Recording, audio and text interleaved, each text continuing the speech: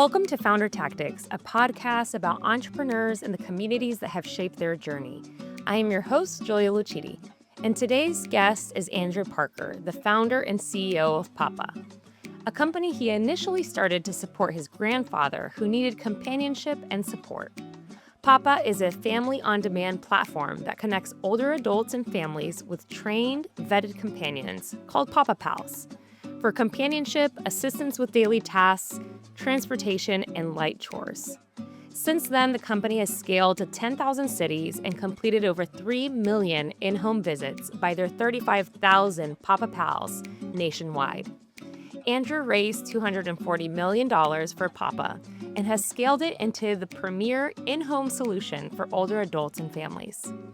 Prior to Papa, Andrew was part of the founding team at MD Live, a virtual care provider acquired by Cigna in 2021.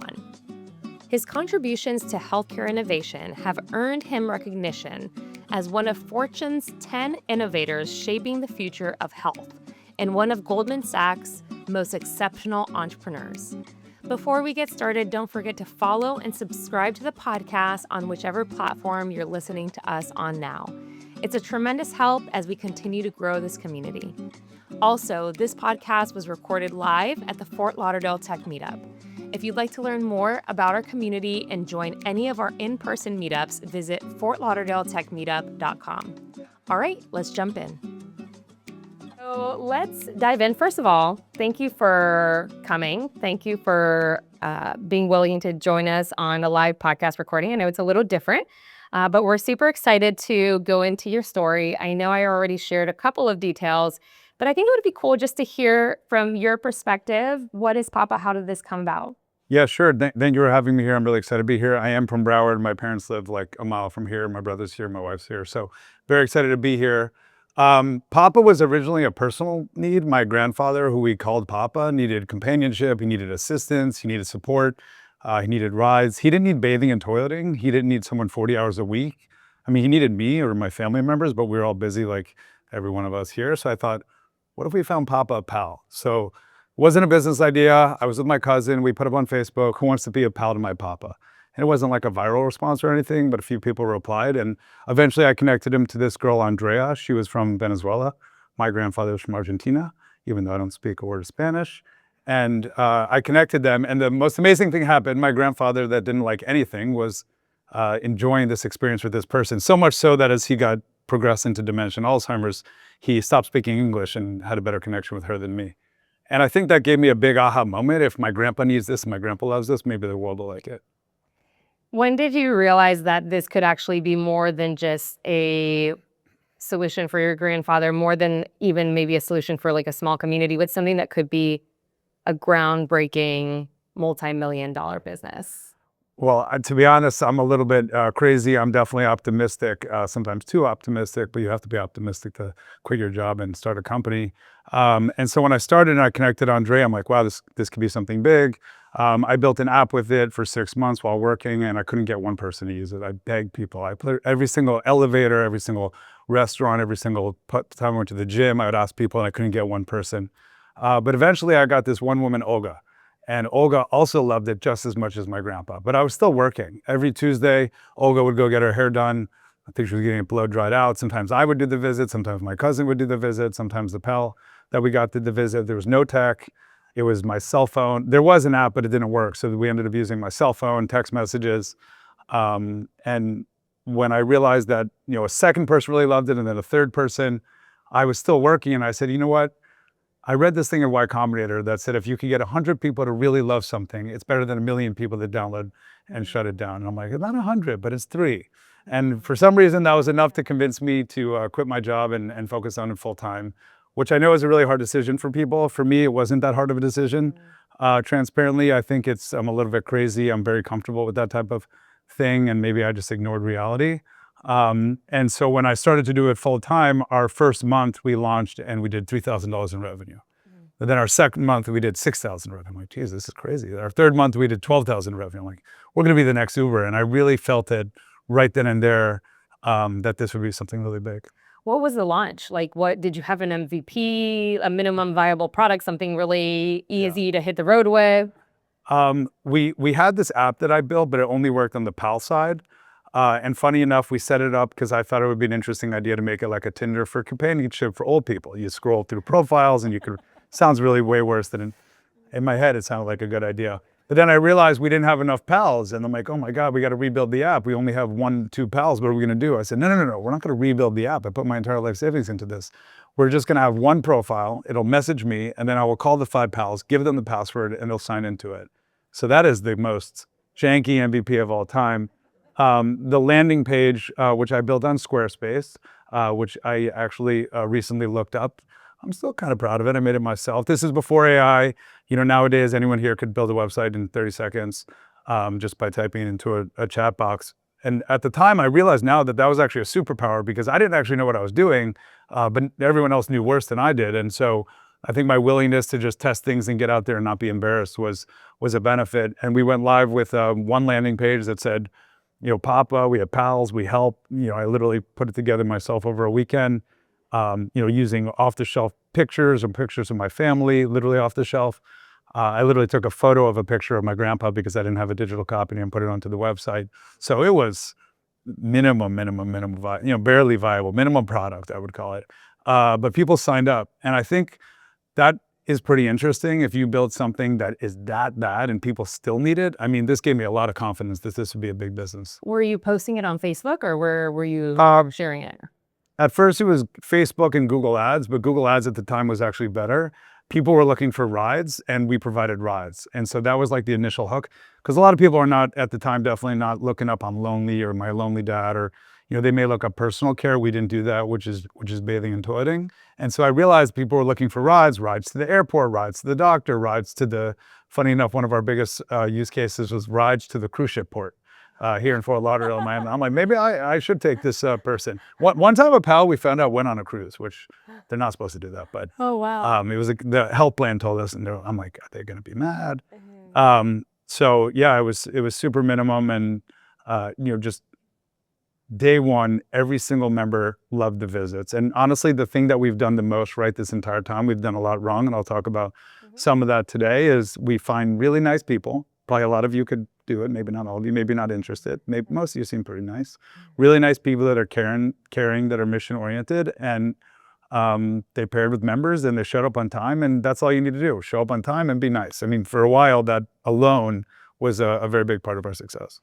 Prior to starting the company, you were at MD Live. Were there skills that you feel like you developed or projects that you worked on at MD Live that gave you the confidence to build out Papa? And eventually, I know it was first a B2C and then became a B2B company.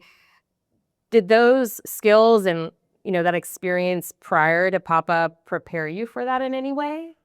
I always say that I learned what not to do at MD Live. MD Live is my father's company. I joined when it was like 8 people. It ended up having a really good exit, because of timing, which I think is important. It was also a great service. Everyone here probably is used to telehealth before. In 2009, no one heard of it. And so I joined as a salesperson, but we didn't have product. I never even heard of the word product. We had some engineers. Our product wasn't, our platform or tool or whatever you wanted to call it back then, wasn't that great. And so I would be out there selling and I'm like, oh, we have telehealth, we do all these things. And then I realized we actually didn't do all these things. So then looking back, I realized I was a product developer, I was a data analyst, I was a marketing. I mean, even for the demos, I'd create the demos from scratch. I used paint.net to change the landing page colors, and I'm colorblind, so that was actually a pretty big challenge. I had to use the kind of a paint grabber thing and move it over. And so it was not this genius thing. It was just what I learned at MD Live, and what I think is kind of innate, is you just got to do stuff. You just got to keep trying, and everyone here seems smart, and it doesn't really take a genius. It just takes effort and constant effort for, we're 9 years in and I feel like it's day one. I was talking to someone today. I really feel, I know Jeff Bezos says that. I mean, it's true. I have a long journey ahead of me, and you have to have a lot of stamina to be able to do this. And you have to really, really, really be, I would say, crazy/obsessive to be able to be a founder. So you raised your first $400,000 in the first 3 months of the company? Yes. And not from Florida investors? Some of them were in Florida, but no VCs in Florida. Every VC denied me in Florida. No shame, I get it. A lot of the VCs in Florida at the time were like, rich guys or gals that were trying to get into VC, but they really were real estate people, and they're looking at the numbers and they're like, your projections make no sense. I'm like, I just started last week. Of course my projections make no sense. All early projections are wrong. And so, but they all were interested. Like everyone here could probably relate to the need of a pal or a friend or some help. Even if you're not older, loneliness obviously has become a big topic. The U.S. Surgeon General under Biden and Obama wrote about it. I'm actually in the book, which is cool. I got a cold email from him once before he was the U.S. Surgeon General. So I think it's just such a dire need. And so when I would go into the community with completely no shame at all, like right now I'd be walking up to every one of you and be like, who wants to give me $25,000 or whatever? And that worked. I got 10 grand from some guy at CrossFit. I went to CrossFit for 2 weeks and never went back. Most people hurt their back. I got $10,000. He actually called me the next day and gave me $20,000. And everyone always remembers these stories because I guess I'm pretty kooky. And they believed in it because 2 reasons. One, I had some accolade, MD Live had done really well. It was well respected definitely in South Florida and starting to be more respected across the country. I was very passionate. I'm incredibly passionate. And I think that remains true. Plus, I asked them, people want to invest in things. And if you have a good idea, you have to get people to believe in you. And when it's the beginning, they don't know. Like a real investor shouldn't say, what is your projections? I mean, you could give some idea, but they got to invest in you. It's you and a backpack, maybe you and another person, maybe a purse. So you've said before that you're really, really great at storytelling. Well, you have to tell me if I'm good. I mean, you're the one who told me. You're like, that's my superpower. No, I do think, I joke at Papa that I'm a talking head, but I do think storytelling is important, and it doesn't go away. 9 years in, even now at Papa, we just re-evolved our vision and mission. It's not to end what we were doing before, but it's to keep going. And we spend an absorbent amount of time figuring out what that is, every word, every dot. And it seems like, why are we wasting all this time? But it really is a pull through to the company. I'm not in every meeting. I'm in barely any meetings internally at all. And so how do you bottle up my vision, my strategy, my views? Not everyone should be like me. We have a diverse group of people. But it has to be through the story, especially during hard times. I mean, it's easy to tell a story where you're going off the rails, everything's going great, or you're on the rails, but going up into the moon, I guess. But then when things go bad, how do you maintain that energy, that vision? People are, we had to do a riff. It was pretty hard 2 years ago. We also did one 3 years ago. Thank God we got out of that hole. I'll talk about it. What's a riff? Sorry. A riff is a stupid way of saying reduction in force. It's a layoff. Okay. So we had to do it. It's not fun. And so how do you do that respectfully? How do you make sure the people that stay are still engaged? And, I can't just be like, I swear it's going to be good.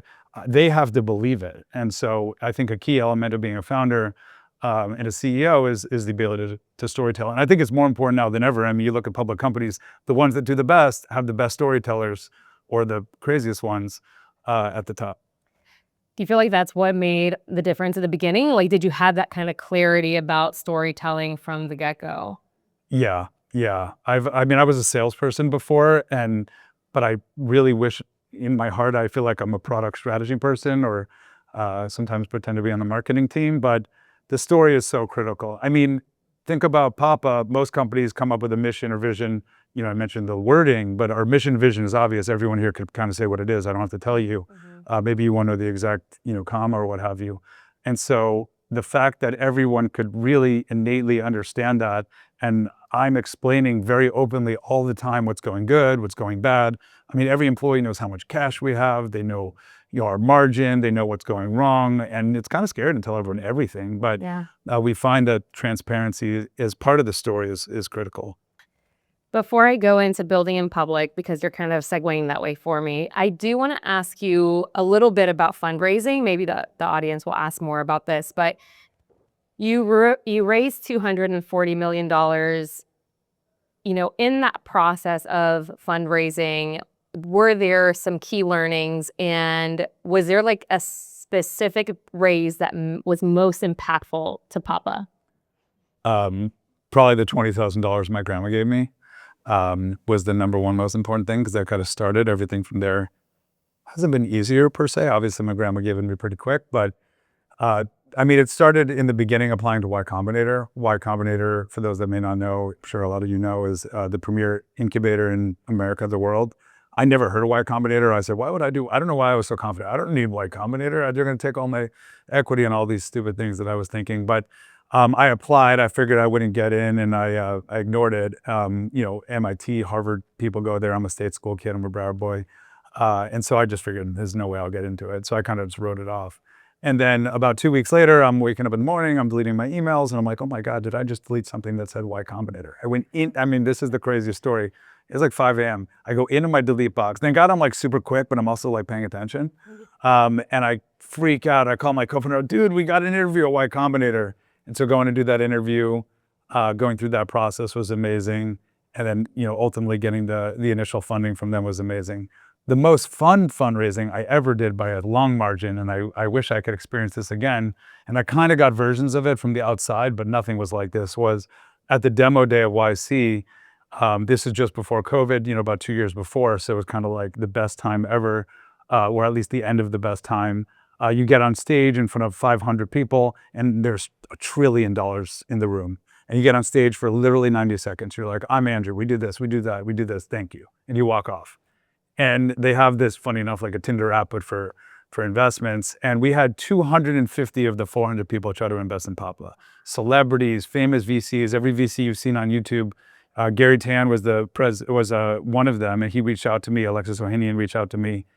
They became our investor.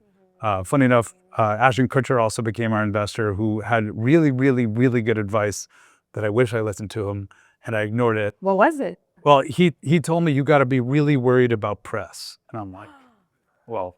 You're like, you're an actor. What do you I'm like, yeah. I tried to get him to do Jonah Hill to be a pal. I thought that'd be amazing. He still owes me that one. But I should have listened to him, because later on that did hurt us.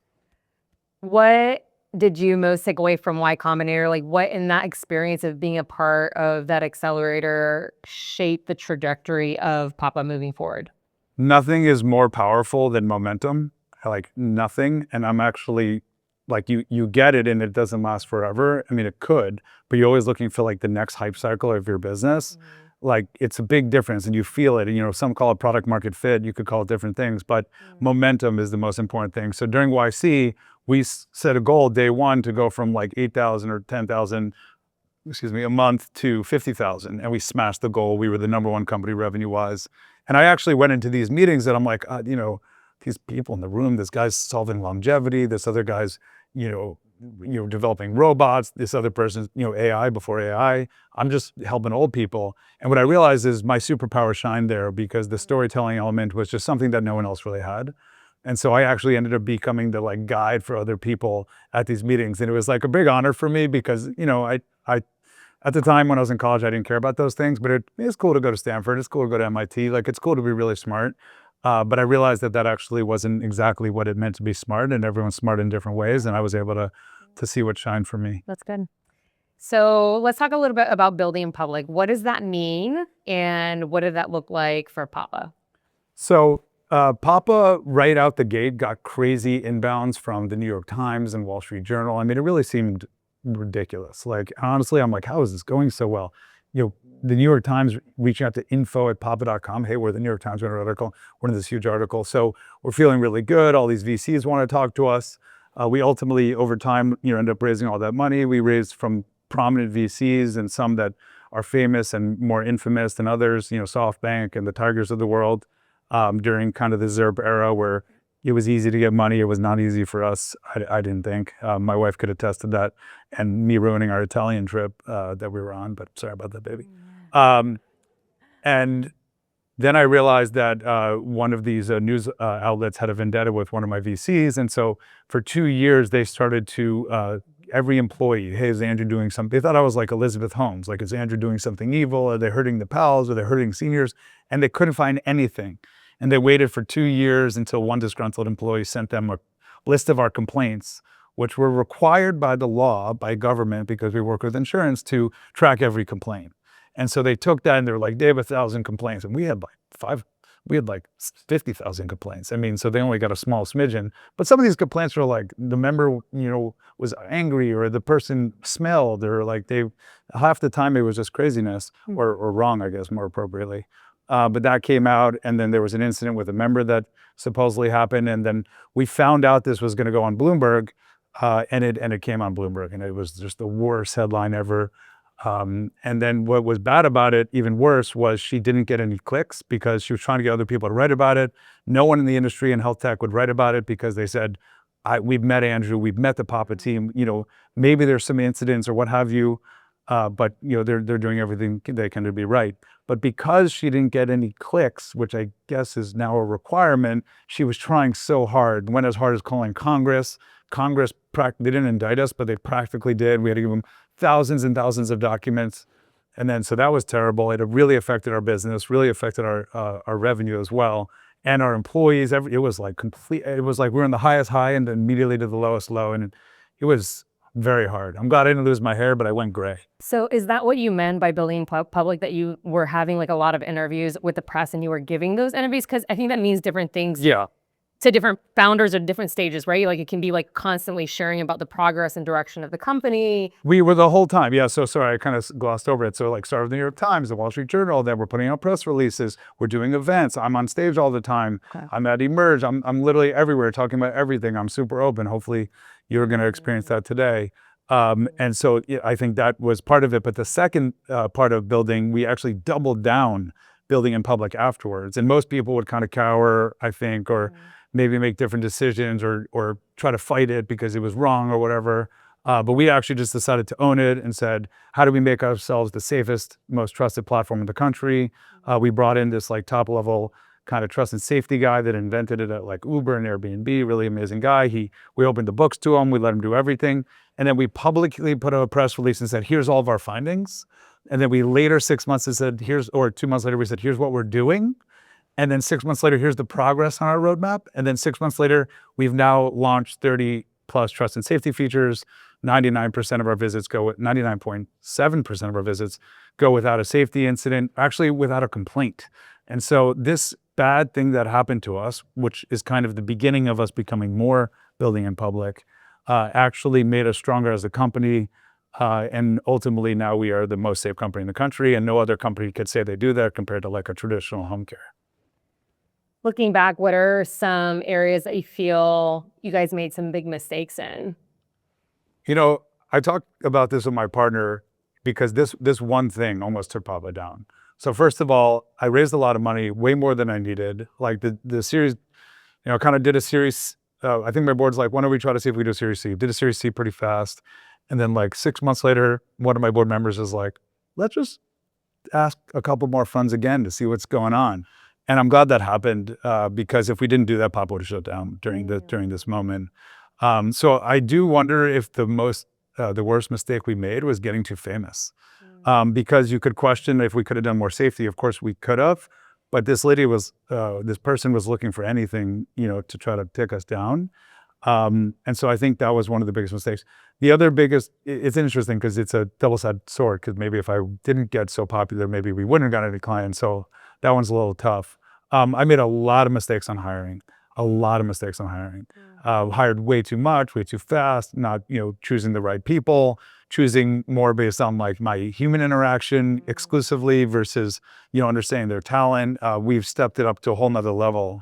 I joke that I couldn't even get a job at Pop, and everyone's like, yeah, you could get a job here, Andrew. I'm like, yeah, really? I pay you to say that. No, that's great. Yeah, they're pretty open to me. You guys shut down $1 million consumer business to go all in and health plans to go B2B. Can you tell us a little bit about the decision? I know that now you guys are going back to B2C, but that in the earlier days of Papa was a very strategic point to turn away from consumer. Yeah, I mean, I dreamed of making Papa a consumer business. And does everyone here know Paul Graham from Y Combinator? He's pretty famous, PG. He was actually retired during our YC time period, but he came back for summer. So he was in our entire class there all the time. He's super quirky, interesting, savant type guy. And my co-founder, Alfredo, who doesn't give, what, got in a huge argument with him. He's like, we have to do consumer's the only way. Why would you do health insurance, blah, blah, blah. And Alfredo's like, you're an idiot. That was me trying to be his Venezuelan accent. But, early on, we launched consumer and it was working. I mentioned we got to 50 grand. I think we got up to like 800,000, maybe $1 million in revenue. Seems like it's good. But then I started looking at the cohort analysis, understanding more about the data, which I remember the first VC is like, what's your cohort analysis? I'm like, what is cohort analysis? What is the cohort? A cohort analysis looking at the trends of interaction over time. So if like someone starts today, you track those people, they start tomorrow, you track it on a per cohort basis or per kind of time basis, and then you really have a better understanding. Because if you look at all of your numbers together, it kind of removes, it averages it out. Is not the right way to look at it. So from the averages perspective, the basic way, it looked great. But then when we looked at the cohort data, it was completely upside down. We couldn't find a way to make it work. The demand wasn't coming in as fast as we'd want. And my background is healthcare. And so I was always trying to find different distribution channels, calling health plans, calling doctors, calling my doctor, calling anyone I could talk to. Same motion I did with the investing, and eventually got an opportunity to do a pilot. It was a $150,000 pilot in Tampa with Humana, a health plan that I think everyone knows. And so I called Alexis at the time, and Alexis Ohanian, one of our investors, founder of Reddit, maybe more famous being the husband of Serena, and dad to his amazing kids. I call him, and I'm really nervous. It's not up to him, but he's this consumer guru. So I'm going to call him and be like, hey, I have a strange idea. I want to shut down all the revenue in the business that you invested in, and I want to focus on here. And I just remember this like it was yesterday. He goes, if you believe in it, I believe in it. And I get the chills because that's like the type of investor you want. And that single decision was right for two reasons. One is focus is so important. I could be very ideas of the yazoo about Papa every single day for 10 years. I've been thinking about ideas about Papa, but it's really important about like not if, but when. And so for me at the time, it was very natural to say, we only have 6 people. We could split our time and focus on consumer, even though it seems similar, it's not, nothing similar. Or we can put all of our eggs in this one basket with health plans. We shut our business down, we kind of like weaned off of it, and then went all in on the Humana pilot. And the Humana pilot, we smashed it. The next year we had 2, the year after that we had 10, and now we have 60 health plans and millions of people across the U.S. What does it sound like to get on the phone and pitch to a major health plan provider? What's the pitch? Hey, health plans are incredibly difficult, and they're more difficult now than ever before. I had experienced selling this new concept of telehealth, so I felt kind of comfortable selling something that was kind of made up and in a way that wasn't legal or possible, and then you change the world around you to make it possible. So Pop is the same deal, and I go to health plans, so we're going to offer you, a network of pals, and they're not licensed, and they send us all these things, and they're like, they must be licensed, and I'm like, they're going to not do it, and we've just removed the word. We're like, oh my God, will they accept it? And, ultimately try to figure it out one at a time. But health plans are incredibly matrixed. They're worse now than ever from that perspective. Mm-hmm. They've been budget pressured from the government, though they did just get a little positive uptick in their amount of money. And it's super challenging, but we've become kind of a household name in healthcare. And I think, frankly, all of the health plans are amazed that we survived the craziness we went through. I mean, we lost 5 customers that were 30 or 40% of our revenue in one day. Because the way that the program works is every June 1st, they decide for the next year. And the Bloomberg person called up the health plans the day before they filed with the government. I'm pretty sure we'd be public right now if it wasn't for that. But I'm still happy we went through that, because as any good Netflix movie, you have to have a down moment. Otherwise, who the hell's going to watch? And so I always say if it could go in the Netflix movie, we'll likely experience it. So tell us a little bit about the business model. Like, how do you make money? You're selling directly to the plans? Like, what's... So 90%, 95% of our business is health plans. That is going to change pretty rapidly. I'm happy to talk about that. You mentioned consumer. Mm-hmm. But mostly we're offered as like a benefit. A lot of your parents may already have access to Papa, where they get 100 hours or 200 hours for free, depending on their plan, depending on where they're located in different situations. And then the health plans could pay us in 2 primary ways. One way is through what's called the PMPM, per member per month, which is essentially take the total amount of money they're going to spend divided by all the people, even though a small percentage would use it. So we did that. And then we also did usage-based. And we learned a lot about these 2 models. They sound simple on their head, but there's a lot of risks on both sides. And then we've ultimately moved almost all of our customers to usage-based, which is rare in healthcare because most services don't get used. But Papa is like a drug to these older adults, in a positive drug. Well, not that type of drug, but and they love it. So we found that if we go in and say, oh, you don't have to pay us these huge PMPMs. I don't want to pay if no one's going to use it. Okay, fine. Just pay us, an hourly rate. And it's just been great, because now I could go to a health plan and say, here are all these new features. Do you guys want them? And they say, yeah, how much does it cost? I go, nothing. They're part of the program. It just charges based on the hours. But then these programs encourage more use, more engagement, more value, more ROI. And so we much prefer usage-based. But sometimes the large national plans that have used Papa and know about it, they'd rather say, oh, pay us, we'll pay you a PMPM, which has its risks because if you use it more than the PMPM, let's say they give me $1 million, let's say it costs me $25, in cost per hour. Well, sometimes people are using it like crazy and then you lose money. And one time we made a really bad decision. This almost took us down, where we offered it for $8 PMPM, which we're like, this is like crazy. This is so high compared to MD Live. MD Live was like 50 cents. And so we were, high-fiving, drinking beers. We're so happy. And they had this concept that we loved, which was each member gets unlimited hours. Well, they used it unlimited amount of times. We lost $8 million. Wow. So again, a lot of money raised, not a good use of money, but learned a lot. And thank God it was a small client, because imagine you do that on a $20 million deal, you're at the pasture. Okay, so back to the consumer. You're now launching through consumer. I don't think you got to that part because you went to you talked about turning from consumer to B2B, but now you guys are launching again. Yes. So I'm obsessed with consumer. I've been obsessed with consumer. I can't stop thinking about it and talking about it. And that's what I want to be when I grow up. That's what I started Papa. That's the way I wanted to go. I'm glad that we have health plans. We're never going to stop working with health plans. We've been working on the health plans for about 9 years. Obviously, the trust and safety thing took us back quite a while to focus on that exclusively. Right decision. But we have this really unique asset, which is a national network of friendly people. You click a button, someone shows up to help your grandma. And so literally, as I was walking here, I was looking at the final copy. We're going live next week with a little test in Florida to sign up our first consumer users. And then next quarter, we're going to make it a big company bet. And I believe that if I came back here in a year from now, consumer will be half, if not, more of that of our business. And we also launched another advocacy platform for telehealth, connecting to community health advocates and RNs for illness navigation. So we're kind of went from one product company, that product split into like 6 different products. We have assessments and we have medication adherence, and it's all the same thing. It's a pal showing up, but we power them with skills, super pals. That's as I think about it. So that's the enterprise side.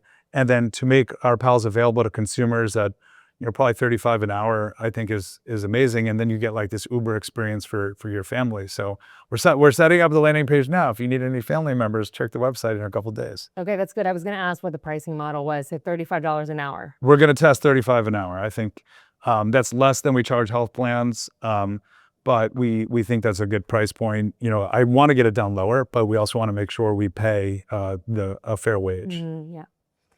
So the founder journey can be very lonely and very difficult. It has highs, lows, not a lot of like average moments. How has your relationship with other founders like Samson Magid, the founder of HealthSnap, who is another very successful local health tech founder here in South Florida? I know that you guys are friends. How does a relationship like that support you and play a role in your journey? My wife always pushes me to talk to more founders. I'm not that good at I'm pretty good at talking about my feelings, but I'll talk to the light or something, or to you and anyone. But typically I won't go out to like a support group type thing. And it's interesting because I have like a support group platform if you think about it. So there's a conundrum there. But Samson and I have been friends for a while, and so we started doing. We need to catch up again, but I talk to him all the time. But quarterly dinners. And it's just fun to get into a restaurant with 2 other people he's in my industry, but I also meet with Joey Levy, who could be good. He's from Better, which is Jake Paul and him started it. I invested in it. He randomly met Jake Paul, and then now it's gotten really big. And, he's dealing with the gambling, and the hard rock. Samson's dealing with the government and health systems. I'm dealing with this PR crisis. And it's just kind of nice, almost like a hug, between these people to be like, this was so nuts, that we went through it. And then we start laughing about it and kind of making fun of each other, the different pain points we're going through. And it's just really hard to relate to being a founder. It is super lonely. I have had a co-founder, Alfredo. He's still on my board. He left. He was my co-founder, but I started it with my cousin. So I've kind of gone through these different people. Now I have my partner, Danny, but no one feels it like I do. And I sometimes ask other employees if they feel it the same, and they do feel it a lot. But it's everything I'm thinking every second. It's like the hardest thing to get out of your brain, which I take intention to try to do that through different methods, which is very challenging. because I think it's important to just not think about it for a little bit. That's when some of the best ideas come about. But having other founders and a great partner that I have, and family and brother. I mean, I was in the Bahamas with my family 2 weeks ago, and I was going through one of the hardest decisions at Papa 3 weeks ago, and I couldn't sleep, and it was all in my head, and my body was pretty much telling me this is a bad idea. My parents, my brother, you're an idiot, blah, blah, they're willing to tell me anything.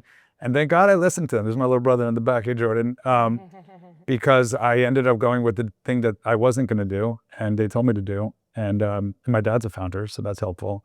And I really think that maybe changed the trajectory of Papa again. Yeah, and what was the decision? Can you share? Is it No, this under was- wraps? It's not building in public, this part. It was more of a personnel situation with one of my colleagues. So, yeah, there's just a kind of one other thing is like, as you grow and delegate and things, you got to make sure you're clear on roles and responsibilities. Cause like I'm over here assuming, well, I could just do whatever I want, but there's a system in place now at Papa, and it actually takes a while to get used to that. And I don't want to be a micromanager, but I also want to be in founder mode. So you got to balance that, and trust the team you have, but trust and verify. And I think it ended up being really healthy, this conversation we had, and ultimately ended up resulting in, I think, a really positive result for both of us. That's good. That's great. I'd love to turn to questions from the audience. So if you guys have a question, we're going to have someone come around with a microphone. Which one of our student volunteers are supporting us with a mic? Oh, there you go. Drake, thank you. Hi, thanks for coming out tonight. Quick question. I think most founders I talk to have a short list of things that they would never do again. And I'm really curious that if you had to do all this over again, what's the top thing on that list? Hire shitty people. Hire bad people. Both shitty and bad, but I'd actually rather hire shitty than bad people. Shitty, not bad. Got it. The reason why is because, at one point Pop had 700 employees. How am I supposed to know what's going on all the time? And you have to trust the people and believe that they're following your vision, your strategy, and mission. Of course, we had no processes at all, so that was a whole nother issue. But when people are not honest and not transparent and say they're going to do something and don't do something, to me in a meeting, it all comes off as fun. Yeah, Andrew, everyone's so super friendly and nice and but then they go back like, I'm not doing that. Or tell their team, listen, Andrew wants us to do this, or Danny or Mike or whoever wants to do this, but let's slow play it. And there's these people that actually take it upon themselves to, in effect, sabotage the business. Even though that may not be their personal intent, they believe that it's important for them to do this, and the person that they agreed with in that meeting is wrong, and they're just going to, instead of disagreeing and committing, they're going to disagree and not commit and go the opposite direction. And so when you hire bad people that are maybe not the people that you want to take to your parents' house, that's a bad thing. And sometimes that's hard to see because everyone puts their best behavior for quite a while. And then over time, you may not hear for things for a while. People don't want to tell me because they don't want to get in trouble. So I think it's really, really important to hire both super talented people and super honest, committed people that will tell you, hey, this is not a good idea. We could discuss that, and then we could agree and disagree and commit. But if you say it's a good idea and you go the other direction, that's really bad. So it could, over time, degrade the product, degrade the team, cause issues. And I think a lot of the thing that ultimately happened in the news, it may have still happened, but it wouldn't have been for the same exact reasons. It wouldn't have been a disgruntled employee that hated this other department, that some guy did something to this other person. And now we have none of that. I mean, we literally, it's almost like silence. I thought about getting rid of HR. We call it people, they're really here to engage and encourage, not to babysit and be your, be your high school counselor. Hello, my name is Ryan Katz. Thank you for sharing your story with us. Really great. Julia, amazing event as always. Thank you. Curious, if you were building the platform today with the explosion of AI, how would that have changed things for you in getting its market that much quicker? AI is not just a tool, it has really changed our fundamental understanding in how business is done. A lot of the assumptions that we made years ago are very different today with AI's ability to get the market that much quicker, that much faster, that much less expensive. So how would that change things for you? Yeah, it's a great question. We spend a lot of time in AI. We're building things internally. We're trying to become more AI native, to a degree where possible. Our vision of AI for us is more like 99% invisible to the member. And so for them, it should be a very similar experience. Maybe they're talking to a chatbot, maybe they're voice AI, but at the end of the day, a pal, a human being in real life comes to the house. Frankly, if I started again today, what would I do? I'd build an AI native onboarding, tool. I'd build AI native tracking. I'd build AI native logistics, which are all things I plug together with Zapier and email and, text message. Um, I probably would have ended up with a similar result because of the nature of our business. At the end of the day, we needed somebody to show up on time. So if they got a text message versus an AI message, maybe that would have been no different. But that said, now that we're launching consumer, we're putting a lot of energy behind AI native there, especially because health plans are still pretty cautious, especially when it comes to patient data. And so most of our AI work is on the operational side. We launched a voice pilot program. It had mixed results, but we have 30,000 pals, as you mentioned, and most of them go in the app and pick it up, but sometimes they don't pick up visits last minute. And the one thing that gets them to pick up visits, oddly enough, is our call center calling them, hey, do you want to pick up a visit for $5 or $10 extra? So we use voice AI to do it. What we learned from that is you can't do AI off the side of the desk. It has to become a native way that you do things. And so one of the key things we're doing now is actually redoing our entire data model to better interact with agents. Because, in the same way as any data model, garbage in, garbage out. And so our platform is, somewhat of a monolith, even though it's API based to a degree, over time that just ultimately happens. So we will probably shift from our current platform to a new one over the next 3 years. So we're not in a rush to it, but I think it would be like a lot of AI native interactions in terms of onboarding, managing PALs, QA, which is really the same area as we're using it today. I don't know that it could have built a website much faster than I did because I used Squarespace and photos I had on the shelf. And frankly, I think I had more of a superpower then because everyone here could build an AI tool. Back then, no one really knew how to do that or weren't aware of those things. So I do wonder, actually, if I started again, would I be at a disservice because my secret is out, essentially. Hi. Hey there. I wanted to go back to this point about switching from B2B to or B2C to B2B and then back to B2B, B2C, Yeah. which is extremely gutsy. I haven't had many companies that have executed that change in business models so rapidly. Is there a tension between what's good for the B in this regard, the payers, P&L, or insurance carriers, versus what is actively good for them? That is an amazing question. And part of our new vision exercise was to think about like, who do we want to be when we grow up, or what is our product going to be in 3 years, 5 years from now? We try not to think too far in the future. I do think robots one day, but, and part of it is the 5-star experience. And that's not for members only or pals only or clients only or families only, it's for all of them. And so we will not do something that is just good for a health plan and not good for a member. Frankly, even though many people have different views of health plans, they generally want what's good for the member. A lot of that may be because of the way that they're structured and required to. But if it's just like something for them that it brings no value, we won't do it. That said, there's a lot of things that we would not do if we were just B2C versus B2B. One big example is the amount of compliance that we have is an exorbitant amount of investment and team and process and systems that you just would never need. We probably would be doing much more AI native stuff if we were exclusively consumer. And frankly, B2B, especially with health plans, it's a 2-year cycle, 3-year cycle, even though we hit it early. We're kind of on our second version of that and it's much slower this time. It's hard to get user feedback in that way. If I present to a health plan today, they're like, cool, we'll talk to you in 12 months. What am I supposed to do with that? And so we've kind of figured out ways to get feedback loops that you typically wouldn't be able to through our users. But with consumer, like next week we're launching, we're going to get user feedback next week. And we're going to get more the week after, more the week after. And we're going to be able to leverage the lean, startup methodology, which I am a big proponent of that book. So things would be different. That said, now from a product development perspective, it's really about user experience, which we've been focusing on. And so I do think consumer is going to be, I always get yelled at internally, that's going to be easy, but we're like, that discredits everyone. I'm like, no, I think it encourages them, but maybe it does. So I do think it's going to be a little straightforward because, right now you press a button, the PAL shows up. So really we just got to get good at marketing because we know that the user experience is good. That said, it could be amazing.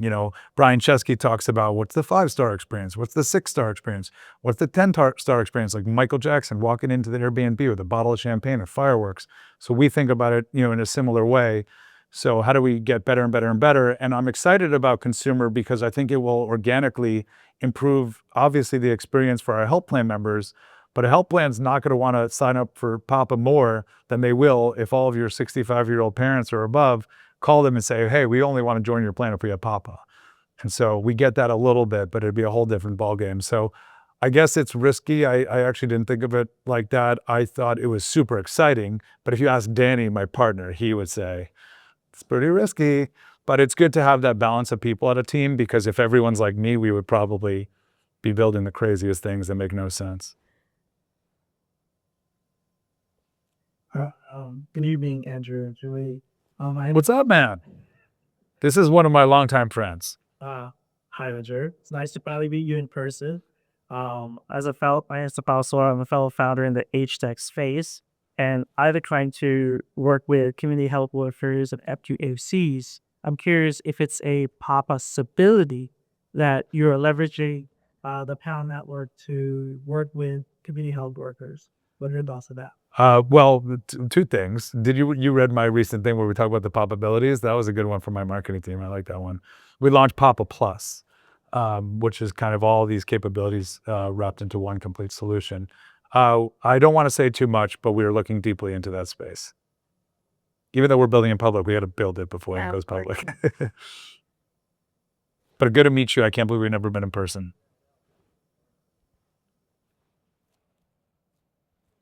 I'll be quick. For a consumer model, I'm curious about the retention. So if you, let's say, just speaking numbers, $35 you charge to the elderly person, and you pay, let's assume, $25 for the person that provides care. If they establish a relationship, aren't you afraid of essentially them building a relationship and leaving a platform? Yeah, he's talking about disintermediation. Actually, every VC asked me that, and I was always like, no one's going to disintermediate because it's free. But now that actually becomes a big problem. What's interesting is in the early data, and I don't know yet, so we're going to find out from real experience, but the seniors are incredibly bad at negotiating under the table, even if they're paying, which is weird. They're like, I know I'm paying 35, but I'll give you 5. And then actually what's also interesting is most of our pals are like 50 to 60-year-old women. And in our terms and conditions, we're like, you'll lose liability insurance, you're putting yourself at risk, et cetera, et cetera. And we pay them a good majority of the fee. So I don't think it'll happen as bad as it typically would. And then at the same time, some people get 1 pal, some people have 5 pals. And so the more pals you have, the less risk there is, I think, there. It's definitely a risk. What is interesting, even though we stopped recommending Papa as a consumer business, there's still like 100 people that have been using it for like 8 years. So I just found that out like last week. I guess we just continued them and they never signed off. So I do think there's something about the cohort of people that we deal with. That was a huge problem with this company, Handy, that did housekeeping. Housekeeping, also home care, is really commonly under the table. So I do think that's a big risk, and it's actually something my board is nervous about, but we will figure it out. I think liability insurance, giving them a really good experience, empowering them. Airbnb has this problem a bit, but at the end of the day, you want the demand, you want more members, you want the comfort of the liability insurance. And our pals just generally are barely even doing it for money. Like most of them are doing it because they love it. And so they like being part of the brand, they wear the hat, they like always want to meet me. It's like really cool. I'm like a celebrity amongst older people. And this whole question, so you raised $240 million. What did you spend it on? And after you raised, what was the lowest cash you had? Okay, well, the lowest cash I had is right now is about $50 million. So yeah, pretty open. So, what was the first part of the question? Like, what did you spend it on? Oh, what did I spend it on? I forgot. The platform is mostly it. I mean, employees. So we had a huge call center at one point. We became more automated and using more technology. Our technology platform, we have a PAL app, we have a member experience, we have an admin tool. We spent 8 months just on location functionality. Think about this. In Uber, you know how it tracks GPS? Well, they are able to do that because the phone is on the dashboard plugged in and it doesn't shut off. Well, Apple came up with a privacy setting that when you put it in your pocket, it shuts off location. So out of nowhere, we would see a senior like 100 miles away or 20 miles away. We're like, oh my God, what is happening? We realized that the thing stopped working. So we had to have our engineers go around and try to figure out when people put their phone in their pocket, kind of ping it right before as they were walked in the car, and then stop and then restart as they walked up to show the badge. We added a badge so it required them to open their phone. So these things that are very technically not that complicated are more about the human behavior. And so just a lot of testing and iterating and experimentation. So yeah, call center, technology, our platform and products, but also a significant amount of mistakes. I mean, yeah, I never raised money before. I never managed anyone before. I barely manage anyone now. Danny manages everyone because I'm not that good at it. I'm more the spirit. But yeah, I mean, we probably could have done it for half the amount of money if I knew what I was doing. Also, you losing $8 million in that one deal is not a good idea. Losing a large portion of your revenue is not a good idea, but this is the journey and path I chose. Thank you, Andrew. So to your point of everybody being able to code nowadays, I'm a medical student, but I've been coding for 12 years. A few years ago, I started an education company, HealthTech platform, doing well. But a few months ago, I took a year off medical school, went to San Francisco to try a healthcare AI company, thinking I'm a technical guy, I'm going to do these amazing things, and it didn't go too well. I'm going to medical school a little earlier than anticipated. We need more doctors, so thank you. Who needs a doctor? Well, and one of the reasons, many was that every doctor can code now. And I was going to ask how you think about your moat nowadays, that every doctor, can get on Lovable, but, if they're a little bit more advanced, get on Cursor, start making things. It's definitely, the people that you built up in the insurance connections, but let's hear about your idea of that. By far, our biggest moat is our pals. Like, it is arguably impossible to build what we built. It's not hard to get pals to sign up. If anyone went home and put up an ad, I need someone to help my mom, maybe you could get it, or I need someone to help people in my neighborhood. But the logistical elements is wildly complex. I gave one small example. That little thing, which is a feature, took a year. My sales team was super frustrated because they're like, nothing's happening.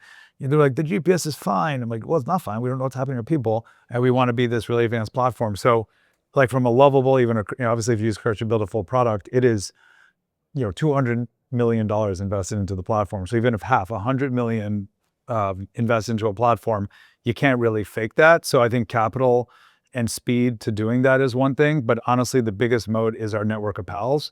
It'd be practically impossible for anyone to say, we're going to start the next Papa. It's going to be called Mama. I try to buy that website too. I try to buy that website, but no, I got papa.com. So. They would not raise money because everyone's getting money from AI and these different things. And everyone's going to say, well, there's already Papa. The moat's already been established. We already have all the customers or most of them.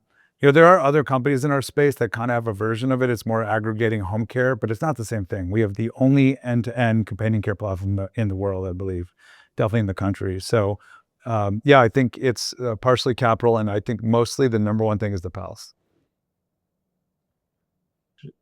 Quick question. I don't know if it falls under what you were just talking about when it comes to the community care workers, but I guess what were your thoughts on moving forward with or not with like ALFs getting as far as getting coaches to the community consumer or on behavioral hospitals when it comes to people who fall under your insurance, but for some reason or another don't meet criteria for inpatient or outpatient contracts, things like that. Yeah, so the future version of Papa, which I think will be very soon, is you go to papa.com, you sign up. If your health plan gets it, you get money, get hours, and you could pay hours. You maybe get it through insurance, long-term care, or you get it through a facility. We just started to expand into facilities. Our first customer actually is going to be none other than the University of Miami Health System. I know it's not Nova, but it's a local hospital. So that was personal for me, and that was exciting. They're doing a post-discharge program. Every time somebody leaves the hospital and needs help and doesn't have a ride, doesn't have support, and they're typically readmitting, which has a lot of cost, they get a PAL for 20 hours for free. And I do think the senior living communities, the ALFs and those things are going to be a big part of consumer. Actually, Sienna, who runs consumer, is coming to Florida next week to do a 2-week kind of grassroots approach and do research and meet at the ALFs and meet the senior facilities and behavioral health facilities. But, eventually you got to catch them all. So hopefully we get a chance to go there as well. Gotcha. I work at a behavioral hospital, so I'd love to have whoever come by to speak to our team to see how we could add you to the discharge process. Yeah, I'll link up with you after. I want Sienna to do it. Perfect. The other thing too is, what's the biggest limiting belief that you had to change to like reach that next level on your journey? From where I am. This last month ago that I went through this kind of personal epiphany of like, you know, I'll just tell you, it was like, should I continue to be the CEO of Papa? And I kind of had this thing and some pressures and things like that. And I wasn't going to make myself like the executive chairman. And, you know, maybe that's still like a fine job, but I just was leaning towards that. And then I literally couldn't sleep. My family, I told you. And so I think that like reinvigorated me. And then I woke up and said, no, I'm the effing CEO and I'm going to stay here forever. I called my team. I said, guys, I know I was, you know, talking about that, but it's just not happening. And the second I put that stamp down in the world, the craziest things happened. Like we got the biggest health plan customer, you know, opportunity, and another one started progressing, and old investor called me and, you know, gave me this thing. And so it's just like, I think my mindset was in a hole for a little bit because of some of the changes that were happening. I mentioned I don't have any direct reports. So there's just a lot. And these are my decisions, by the way. It's just, you know, you kind of, the opposite of imposter syndrome. It's like, I thought I was that guy. Am I that guy? And then I just realized I am that guy. So that's the next part of Papa is also me leading it into the future. And I'm super bullish, super excited. And I think the best years are ahead. All right, wow, that was beautiful. Thank you, Ray. Hi, my name's Amanda. I'm a registered nurse. You mentioned something about that earlier, just a blip. I wonder if you could go in a little bit more about what you guys do. It was a little bit what was asked before. That's a special project we're working on, but we will be connecting people to nurses. That's kind of part of it. This will be for illness navigation. So there's a new way to support Medicare members that need to get rides and house help and support and financial support. So we have PALS, but then now we're also going to bring clinical. And we built Papa Docs, which I took from the Eminem movie, which is actually his kind of idiot friend, but still pretty funny. And that's our medical group, and we do telehealth. And my background is telehealth, so that's pretty exciting. So we actually, the thing we do is, I'm like, oh, consumer. And then we're like, oh, Sienna, you're going to be the one doing consumer. So it's Sienna's project. She was an internal employee, and we gave her this opportunity to shine. And she said she wants to be a CEO one day. So good luck. Let's see how it goes. Same deal with this new product, which I'm not officially announcing yet, is we found this person, Amy, a former founder in telehealth. Same deal. We gave her seed capital. You know, Papa has the funding, as I mentioned. Here's $1 million. You know, this is your salary plus like your team. And let's see if you can get to this goal. And if you get to that goal, you'll get another tranche. And it's the same as an investment. So I felt it was important to not only have our Papa enterprise, but bring in these other things. And I could imagine in a year from now, we bring on another person or increase someone on our team, because I envision Papa having a lot of different use cases over time. Maybe we go to other countries. I would love to do that. I get called all the time. Actually, in the wildest thing ever, I'm meeting with this is super random, the King and Queen of the Netherlands tomorrow. So maybe we need a Netherlands GM. So if anyone, you know, is Dutch. Amazing. I have to wear a suit, unfortunately. Andrew, thank you for being an inspiration. I'm a service disabled Vietnam War veteran. Thank you for your service. Thank you for your service. I had a startup to have homeless veterans create these. Oh, wow.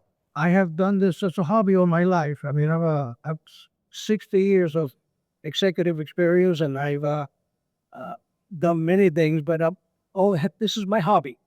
Now I have a design for manufacturing where I can have dozens of homeless veterans create these. Wow.